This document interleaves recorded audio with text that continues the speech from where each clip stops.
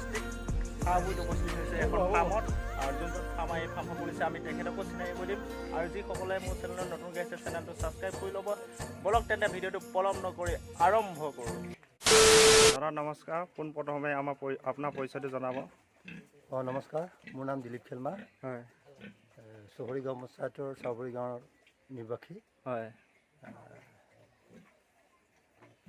গাহৰি পালনৰ লগত কেতিয়াবা জড়িত হৈছে মই গাহৰি পালনৰ লগত প্ৰথম মই ফিচাৰীৰ পৰা আৰম্ভ কৰিছিলোঁ হয় ফিচাৰীৰ ডিপাৰ্টমেণ্টৰ লগত যেতিয়া ফিচাৰীত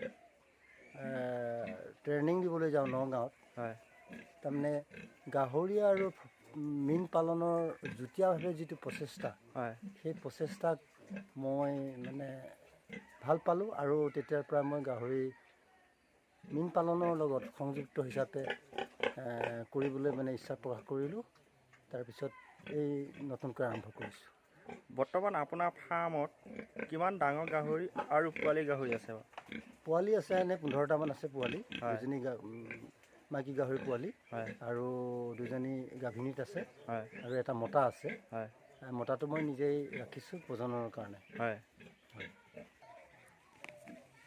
গাহৰি জাতসমূহ ক'ৰ পৰা সংগ্ৰহ কৰিছিল গাহৰি জাতসমূহ বুলি প্ৰথম অপেনিং কৰোঁতে মই সিমান মানে প্ৰথম মই মীন কলেজৰ লগত যোগাযোগ কৰিছিলোঁ মীন কলেজৰ পৰা আনিছিলোঁ তাৰপিছত বেলেগ ফাৰ্মতো মই যোগাযোগ কৰিছিলোঁ কিন্তু মীন ফাৰ্মৰ পৰা মই দুটা পোৱালি পালোঁ তাৰ পৰাই আৰম্ভ কৰিছোঁ আৰু ইমান বছৰ গাহৰি পালন কৰি আছে আপোনাৰ মনলৈ কেনেকৈ অনুভৱ হ'ল গাহৰি পালন কৰি এটা দিশত আগবাঢ়ি যাম বুলি মই এটা ইউটিউব চেনেল চাইছিলোঁ এইটো আপাৰ আছামৰ ল'ৰা তেওঁ এগ্ৰিকালচাৰ ইঞ্জিনিয়াৰ আছিলে ইঞ্জিনিয়াৰ থাকিও তেওঁ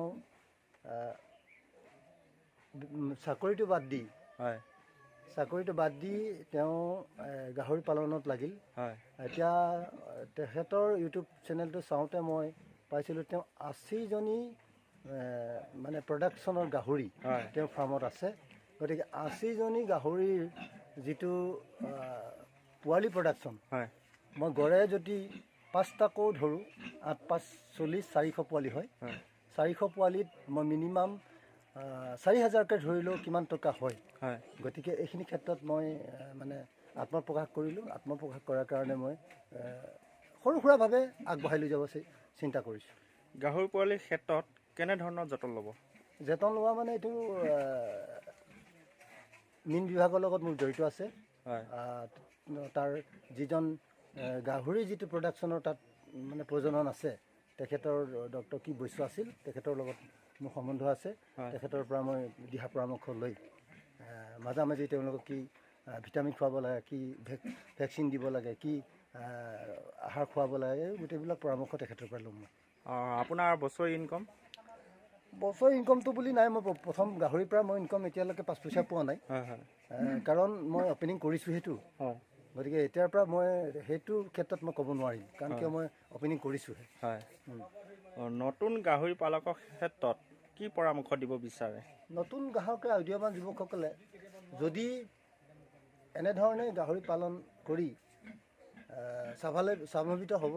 স্বাৱলম্বী হ'ব পাৰিব মোৰ এইটো দৃঢ় বিশ্বাস আছে কাৰণ বিভিন্ন দিশত দেখা পাইছোঁ আজি মাংসই হওক বা প্ৰজনন কৰাই হওক যিটো গাহৰিৰ মাংসৰ যিটো চাহিদা বজাৰত বাঢ়ি গৈছে বা ৰাইজে যিটো আকৰ্ষিত গাহৰি মাংসৰ প্ৰতি গতিকে ইয়াত কিন্তু যুৱকসকলে যদি গাহৰি পালনৰ ক্ষেত্ৰত যদি মানে ফাৰ্ম কৰি যদি আগবাঢ়িব বিচাৰে তেতিয়াহ'লে নিশ্চয় লাভান্বিত হ'ব বুলি মই অনুভৱ কৰোঁ কম খৰচত এখন গাহৰি ফাৰ্ম কেনেকৈ গঢ়িব পাৰি কম খৰচত বিশেষকৈ মানুহ কষ্ট আছে অৱশ্যে যি ফাৰ্ম চলাব কষ্ট আছে টকা পইচাৰ প্ৰয়োজনো আছে কিন্তু এতিয়া মইতো বেছি টকাৰে মই ইনভেষ্ট কৰা নাই প্ৰথম মই 5টা গাহৰি আনিছিলোঁ 5টা গাহৰিত 5000কৈ 25000 টকা ফাৰ্মখন বনালে মোৰ কাছাকাছি 80000মান টকা গ'ল গতিকে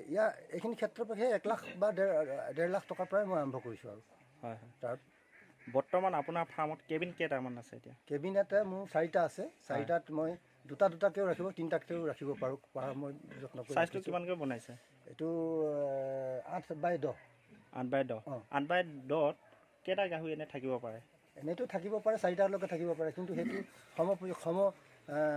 গাহৰিকেইটা সমান চাইজ সমান হ'ব লাগিব নহ'লে সৰু গাহৰি যদি তাত দিয়া যায় কিন্তু ডাঙৰ গাহৰিটোৱে সৰু গাহৰিটোক আহাৰ খাব নিদিব তেতিয়া সৰু গাহৰিটো মানে ডাঙৰ নহ'ব। হয় আপোনাৰ ভৱিষ্যত পৰিকল্পনা মানে মই এই গোটেই যিমানখিনি খালী ঠাই কাৰণে মই কেবিন বনাব বিচাৰিম আৰু গোটেইখিনি মই মানে ৱাল মাৰি মই গাহৰি ফাৰ্ম কৰিম বুলি মই পৰিকল্পনা আছে। হয় আপোনাৰ মাহত কিমান খৰচ হয় বাৰু? মাহতো গোটেই ফাৰ্মখনত মোৰ 3,000 টকা যায়। হয় 3-4 হাজাৰ যায়। বৰ্তমান এতিয়া আপুনি গাহৰিক কি দানা খুৱাই আছে? এতিয়া বৰ্তমান মই কিনা দানা, কচু, শুকান মাছ। হয় আপোনাৰ এতিয়া ফাৰ্মখন খুলিছে কি প্ৰজাতিৰ গাহৰি আছে অলপ দেখাই দিব নেকি ৰাইজক? প্ৰজাতিটো নামটোহে এতিয়া মই হেমচি ক্ৰছে হ'ব। হয় এইজনী কেইমাহ হৈছে এইটো? এইজনী গাহৰি এইজনী এতিয়ালৈকে 7 মাহ চলিছে। এইজনী হয় 7 মাহ চলিছে, পোৱালি দিছে আৰু 7 মাহ দিছে নেকি? কেইটা দিছিলে পোৱালি? পোৱালি দিছিলে আপোনাৰ 9টা দিছিলে। হয় এতিয়া 2টা ঢুকালে। হয় তাৰ নেক্সট আপোনাৰ সেইটো কেবিনত দুজনী আছে। দুজনী ইতিমধ্যে মানে প্ৰজননৰ কাৰণে দিয়া হৈছে। এতিয়া 3 মাহ চলি আছে। 3 মাহ আপোনাৰ এইটো আৰু নেক্সট কেবিনটোত এজনী আছে। এইটো কেবিনটোত মানে হেমচি ক্ৰছ এজনী। ইয়াত 7টা দিছিলে, 2টা ঢুকালে পোৱালি। হয় এতিয়া 5টা আছে। হয় আপোনাৰ এইটো নেক্সটটো এইটোতো মতা গাহৰি মানে প্ৰজননৰ কাৰণে মই ৰাখিছোঁ। হয় প্ৰজননৰ কাৰণে ৰাখিছোঁ। ইয়াত ওচৰ চুবুৰীয়া ৰাইজো আনে হয় গাহৰি প্ৰডাকশ্যন কৰিবলৈ। হয় আপুনি গাহৰি পালনৰ বাহিৰে আৰু কি কৰে? মইতো কি কৰোঁ আৰু ৰাজনীতিৰ লগত জড়িত অলপ আৰু সামাজিক দিশতে থাকোঁ। হয় আৰু খেতি বাতিৰ লগত জড়িত। আপুনি পায়খানাটো বাহিৰে ক'ত পেলাই দিয়ে? আপুনি পায়খানাটো পুখুৰীত যায়। সৰু পুখুৰী এটা আছে, পুখুৰীলৈ যায়। আপুনি পোৱালিৰ ভেকচিন মাৰেনে? মাৰি কিমান সময়ত মাৰে এইটো ভেকচিন? 10 দিনৰ পিছত মাৰিছোঁ মই। 10 দিনৰ পিছত? 10 দিনৰ পিছত মাৰিছোঁ। বছৰেকত এজনী গাহৰি কিমানবাৰ গৰ্ভৱতী হয়? 2বাৰ হয়। 2বাৰ হয়। কেইমাহৰ মূৰে হয়? এইটো এতিয়া ধৰি লওক জন্মৰ গাহৰি এতিয়া জন্ম হৈছে। জন্ম হোৱাৰ পিছত পোৱালি 1.5 মাহত আমি উলিয়াই দিব পাৰিম। ঠিক 15-20 দিনৰ পিছত তেওঁ আকৌ প্ৰজননৰ কাৰণে প্ৰজনন কৰিব পৰা যায়। গাহৰি হিতত অহা লক্ষণসমূহ হৈছে তেওঁ আহাৰ খোৱাত অলপ প্ৰব্লেম কৰিব আৰু চকু ৰঙা পৰিব। আৰু তাৰ মানে লক্ষণ কিছুমান আছে ধৰিব পৰা যায়। তেওঁ যৌনিবিলাক ফুলি উঠিব। এনেকুৱা ধৰণৰ লক্ষণ। কিমান সময় মূৰত ছাৰ্ভিচ দিব লাগে? নাই দিনটোৰ ভিতৰত আজি গম পোৱা গ'লে আজি দিলে বেছি ভাল হয়। কিন্তু 2 দিনমানৰ পিছত দিলে অকণমান অসুবিধা থাকে। মোৰ চেনেলৰ পৰা আপোনাক বহুত ধন্যবাদ থাকিল। Thank you. আপোনালোকে ভিডিঅ'টো চাই কেনেকুৱা পালে আপোনালোকে কমেণ্ট বক্সত যায় কমেণ্ট কৰি জনাওক। আৰু ভিডিঅ'টো ইমানতে সামৰিছোঁ। নেক্সট এটা ভিডিঅ' পোৱাৰ আশাৰে ভিডিঅ'টো ইমানতে বিদায় লৈছোঁ। জয় আই অসম।